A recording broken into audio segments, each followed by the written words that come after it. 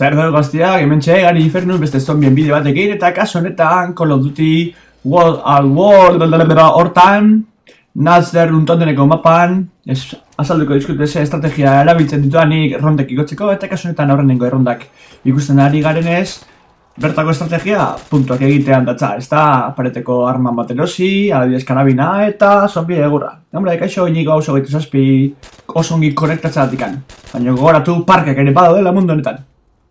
Eta jarretzen dugu puntuak eginez behar ditugun armak lortzeko. Kasu honetan ze armak izango dira aurrera ikusiko duzue.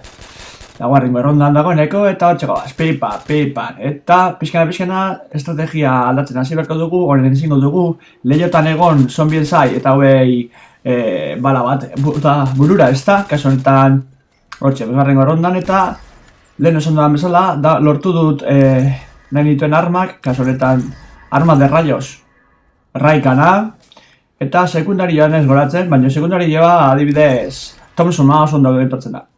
Eta estrategia lehenengo zatia izango litzateke sala guztia irikitzea, horko atzeko ate hori izan ezik, alegia, hor goraka doan ate hori, eta atzeko atea. Eta hor ditugu erosteko armak, eta pareteko armak gehiago, eta hori dana. Eta bentsi ikusten ari zaten moduan, hau izango da partidan zerrealiko dugun estrategia nagusia, kasu honetan 8. errondan gaude, eta hortxe.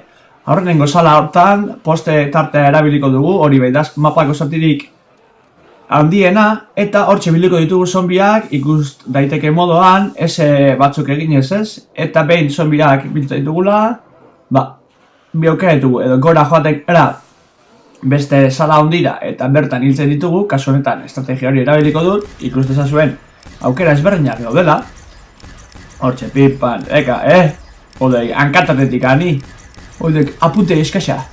Eta hortxe, pipan, zombiak eta kasu honetan, 11. errondan, estrategia berbera da, baino, beran geratuko da. Eta hortxe, ikusten duzuen bezala, Thompsona eta raigana. Hortxe, leheno, argitu dizua moduan, zombiak etorriko zaizkigu alde guztiatetikan, salbo, horko ate hortatikan, gel jartzen duen ate hortatikan, hori, ate hortatikan. Hau da, gure estrategia jaterik importantea horti zombiak ez etortzea. Bestela, itxi egiteko, guri izteko aukera handia ditu ez da. Eta hortxe, eseak eginez, hemengo zona honetan, nahiko erraz juntatzen dira zombiak, eta egia esan ez dute nahiko hostia asko ematen. Egizue, Natz derruntoteneko mapa honetan ez dagoela, ez inolako perkikan eta ez ezarrez beraz, hortxe, eta eskaira ondoan, egurra, eta kasu honetan, agertzen baldin mazaigu,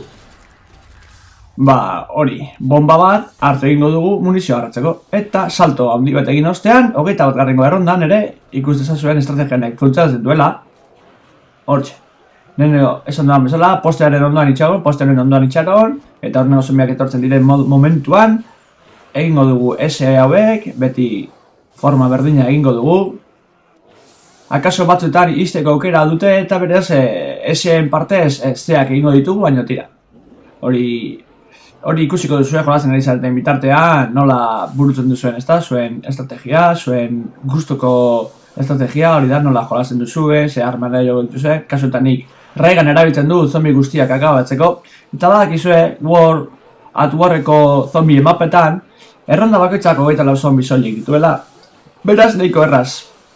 Egin daiteke estrategia hau, hemen edo zemoetan diltza ditugu, ez baitzegu beste zombirik aterako, eta horrek asko errazen dugu, eta lehen esan bezala, kabun bat agertzen baldin bada, aprotxetu egingo dugu, hortxe, katakroker, txikito honatan, emate jatolai, eta hola xe.